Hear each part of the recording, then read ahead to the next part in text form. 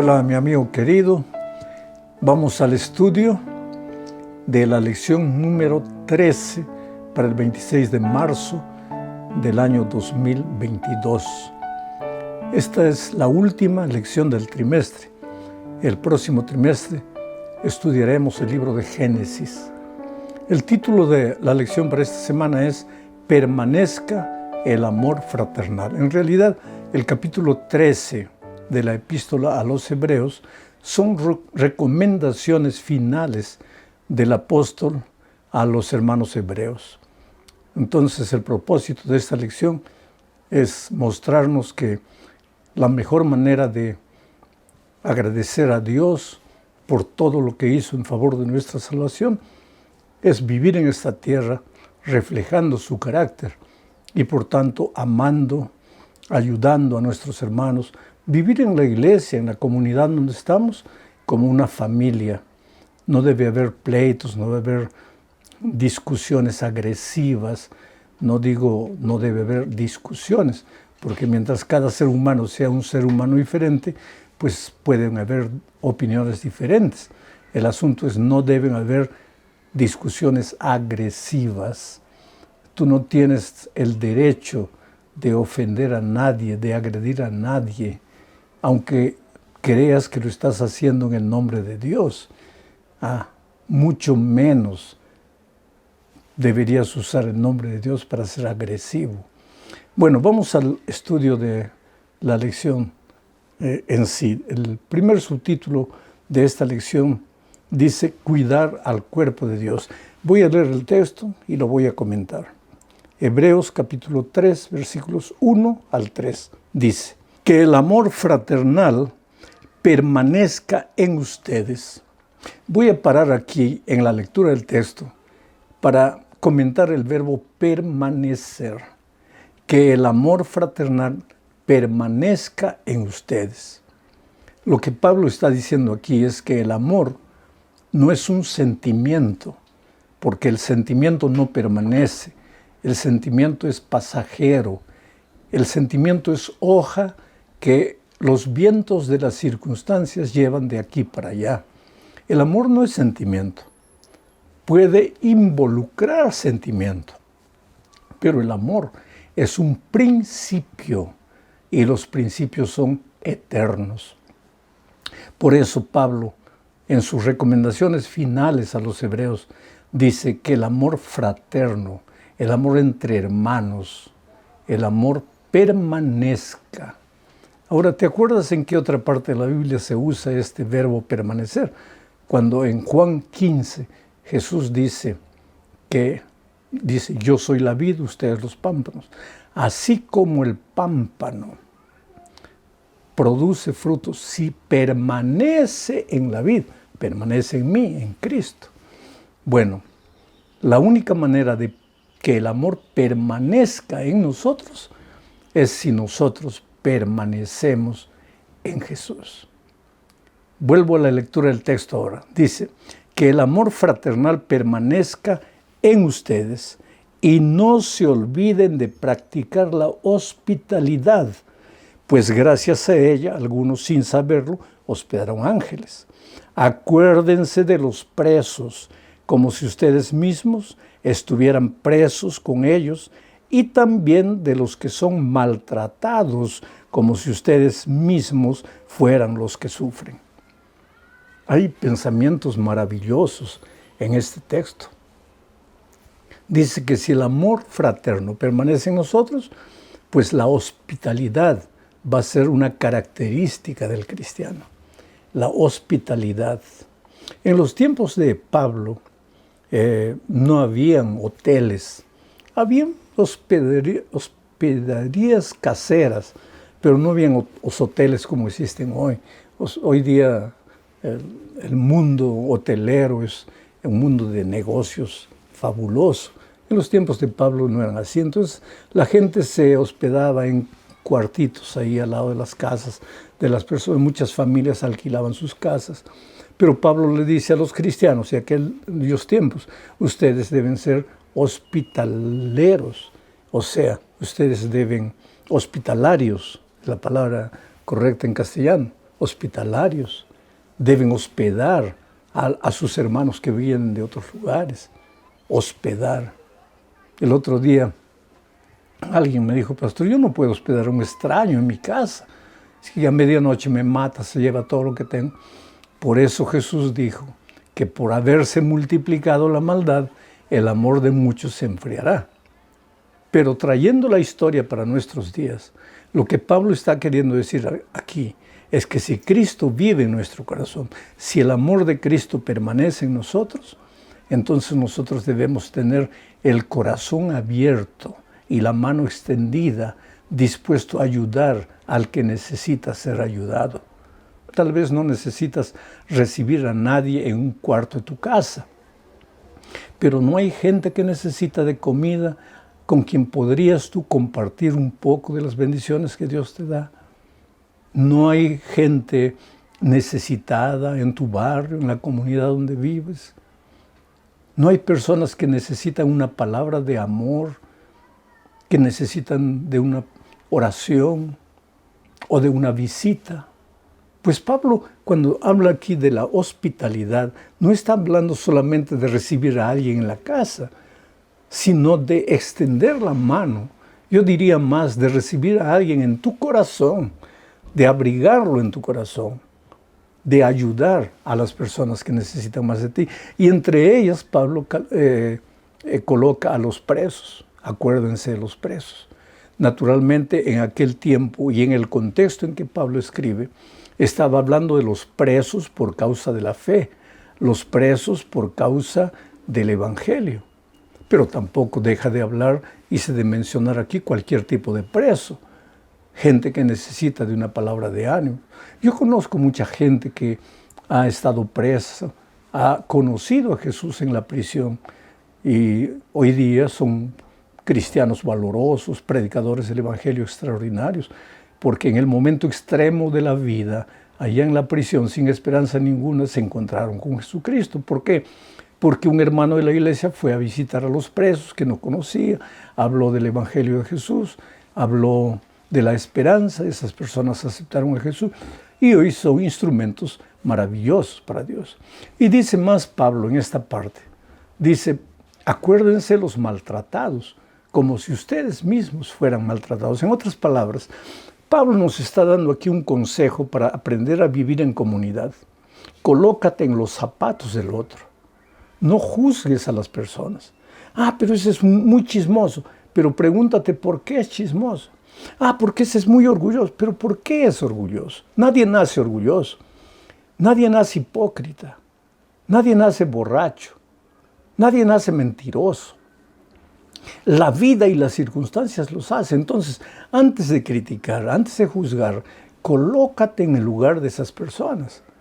Ahora, yo nací en un hogar relativamente pobre, no teníamos abundancia, pero tampoco pasábamos hambre ni necesidad. Y sin embargo, tuve dos padres que me dieron amor, me dieron cariño, me dieron educación. Entonces, yo no puedo juzgar a alguien que fue abandonado, rechazado por sus padres, que creció en la calle. Entonces, antes de apuntar con mi dedo para juzgarlo, yo debo tratar de colocarme en sus zapatos y entender por qué la persona es así. Si hago esto, mi convivencia con las otras personas va a ser mucho más agradable y el único que va a crecer soy yo. ¿Por qué? Porque el amor de Cristo permanece en mí. En el segundo punto del estudio de esta semana, Pablo habla de la codicia y la inmoralidad sexual. Hebreos capítulo 13, versículos 4 y 5 dice, todos ustedes deben honrar su matrimonio y ser fieles a sus cónyuges, pero a los libertinos y a los adúlteros los juzgará Dios. Vivan sin ambicionar el dinero, más bien confórmense con lo que ahora tienen, porque Dios ha dicho, no te desampararé ni te abandonaré. Hay dos puntos aquí, el sexo y el dinero. Ahora, sexo, dinero y poder son las tres terribles tentaciones del ser humano. ¿Quieres conocer a un ser humano de verdad? Dale poder o dale dinero. Y Observa cómo administra su vida sexual. Tú sabes que el sexo es una de las cosas más puras, limpias y sagradas que Dios creó. El sexo existe porque Dios, en su maravilloso plan, estableció el sexo como parte de la estructura humana. Entonces el sexo no es malo. Lo que es malo es la perversión del sexo. Y cuando el ser humano se separó de Dios, pues se deterioró todo. Se deterioró su carácter y se deterioró su actitud con relación al sexo. Pero hay que ser muy cuidadosos. No hay que dejarnos llevar por la cultura de nuestros días. Hay que conocer los planes de Dios para la vida sexual de una persona, de una familia, de un soltero. Hoy día, si Pablo estuviera vivo, no mencionaría solamente la fidelidad matrimonial. Hoy día hablaría del internet, hoy día hablaría de la pornografía, hoy día hablaría de todas las tentaciones de las cuales los cristianos son víctimas. La única manera de vencer el mal es con el bien. Entonces, si quieres despoblar tu mente de la miseria de esta vida, puéblala con las cosas divinas. Estudia más la palabra de Dios, lee libros buenos, artículos buenos, oye música buena, escucha mensajes edificantes. No te dejes arrastrar por la vorágine que lleva este mundo hacia su destrucción. Y no hagas del dinero tu Dios. El dinero, tú no puedes servir al dinero, el dinero tiene que servirte a ti. Servirte a ti en el sentido de primero Dios, después tus necesidades personales y familiares, y después extender la mano para personas que necesitan de ti. Vamos a la tercera parte de este estudio, donde el subtítulo es Acordaos de vuestros pastores. Y voy a leer Hebreos capítulo 13, versículos 7 y 17. Dice, acuérdense de sus pastores que les dieron a conocer la palabra de Dios. Piensen en los resultados de su conducta e imiten su fe. Vamos a pensar un poco aquí antes de continuar leyendo. Acuérdense de sus pastores. Miren al pasado, acuérdense de sus pastores. ¿En qué sentido? Hónrenlos. Honren la memoria de los pastores que un día les trajeron la palabra de Dios. Pero ¿cuál es la mejor manera de honrar a esos pastores? Piensen en la vida de ellos e imiten la fe de ellos. Ahora, el ser humano es un ser humano y nosotros los pastores somos seres humanos, sujetos a caídas, sujetos a flaquezas, a luchas terribles, a batallas espirituales. Si Pablo, el gigante del Evangelio, dijo un día, no entiendo lo que pasa conmigo, porque lo que quiero hacer no puedo, y lo que no quiero hacer ya estoy haciendo. Si Pablo dijo eso, y si vamos a encontrar en la Biblia hombres y mujeres extraordinarios que lucharon, que cayeron, que fallaron. Un David, que un día Dios miró a David ya después de su caída y dijo, este es el hombre conforme a mi corazón. Y sin embargo tenía un pasado triste, un pasado de intriga política, de adulterio, de asesinato. Yo no creo que tú has llegado a tanto, pero si esos hombres se volvieron hombres de fe, ¿por qué tú también no podrías hacerlo? Ahora, los pastores somos seres pecadores. Y sin embargo, Pablo dice aquí, acuérdate de tus pastores, aquellos que trajeron la fe a tu corazón. Mira la vida de ellos. Mira cómo viven, mira sus actitudes.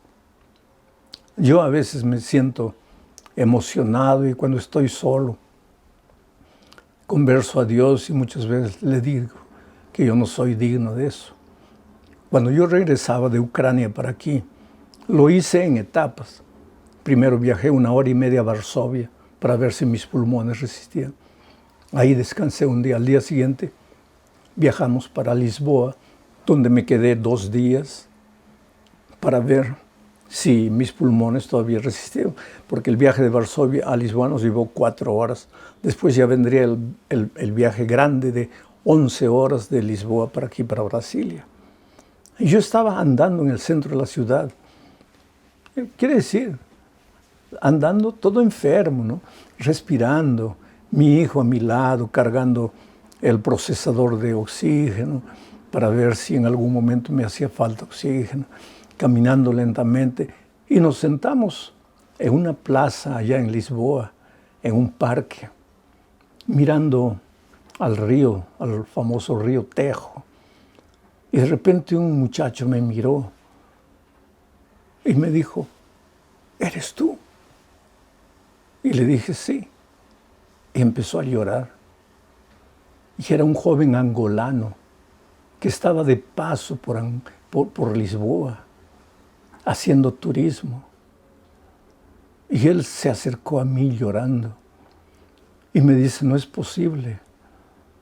Yo conocí el Evangelio por un sermón suyo que escuché en la radio en Angola. Qué emoción de aquel muchacho.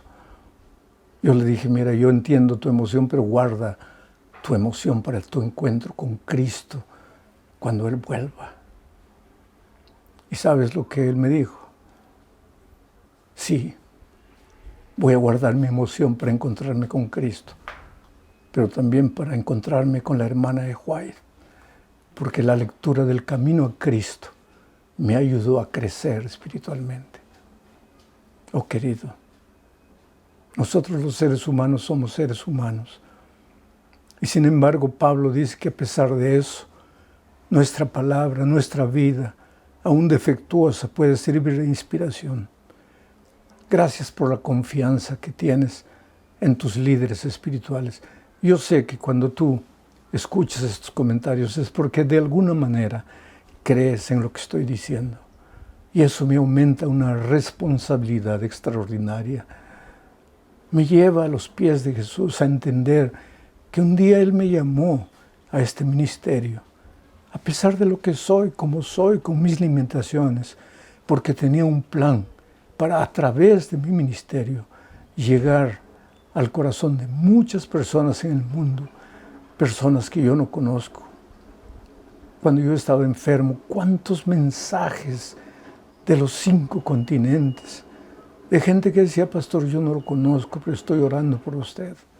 Bueno, Pablo se refiere a todo eso. Voy a leer de nuevo.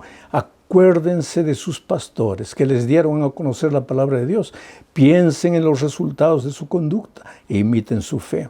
Obedezcan a sus pastores y respétenlos. Ellos cuidan de ustedes porque saben que tienen que rendir cuentas a Dios. Así ellos cuidarán de ustedes con alegría y sin quejarse. De lo contrario, no será provechoso para ustedes. Ahora, en esta segunda parte se habla del pastor. Nosotros daremos cuenta, nosotros los pastores. Un día le daremos cuenta a Dios de cómo administramos nuestro ministerio y cómo administramos la influencia que ejercíamos de alguna manera sobre otras personas. Oh, querido, los líderes humanos son líderes humanos y fallos. Sin embargo, Dios los ha colocado en esta tierra para inspirar, para dirigir. No mires al hombre, mira a Jesús en el hombre.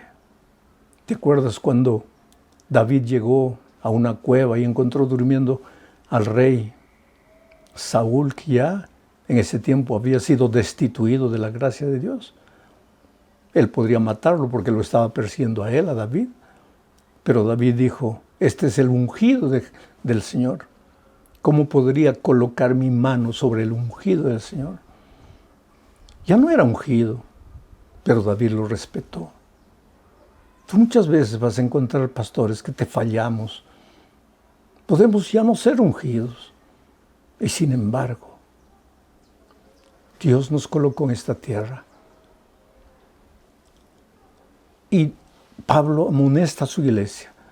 Respeta al ungido.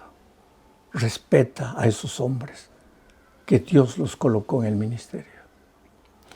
Que Dios te ayude, querido, para administrar estas palabras y estos consejos del apóstol San Pablo. En la penúltima parte se habla de no os dejéis llevar por doctrinas diversas y extrañas. Voy a leer lo que dice Hebreos 13, 8 y 9. Dice, Jesucristo es el mismo ayer, hoy y por los siglos. No se dejen llevar por doctrinas diversas y extrañas. Es mejor afirmar el corazón con la gracia y no con alimentos, los cuales nunca fueron de provecho para los que se ocuparon de ellos. Hay dos pensamientos. Primero, Jesús es eterno, es el mismo hoy, ayer y por los siglos. Y las enseñanzas de Jesús están en sus palabras. Pero en los últimos días, los seres humanos tomarán la palabra de Dios y la adaptarán a sus preferencias, a sus gustos, a su manera de creer, de pensar. Entonces no importa lo que la palabra de Dios dice, importa lo que yo pienso, lo que yo creo. Y hoy ese tipo de mensajes a través de las redes sociales se esparcen con una velocidad asombrosa. Mucho cuidado, querido, por dejarte llevar solamente por lo que los hombres hablan. Yo siempre digo, escucha los comentarios que yo preparo cada semana, pero estudia tu lección, tu folleto, cada día, analiza, piensa, llega a tus propias conclusiones. Porque yo como ser humano te puedo hablar lo que yo estoy pensando, lo que yo estoy imaginando, y no lo que la palabra de Dios dice. Tu guía tiene que ser la palabra de Dios, tu libro de texto. En la parte final de este texto que acabo de leer, hay algo que debemos tener en cuenta. Dice, es mejor afirmar el corazón con la gracia y no con los alimentos, no con alimentos, los cuales nunca fueron de provecho para los que se ocuparon de ellos. Aquí está colocando gracia y alimentos. Ahora, el tema no es alimentos. Lo que Pablo está colocando es la gracia y las obras.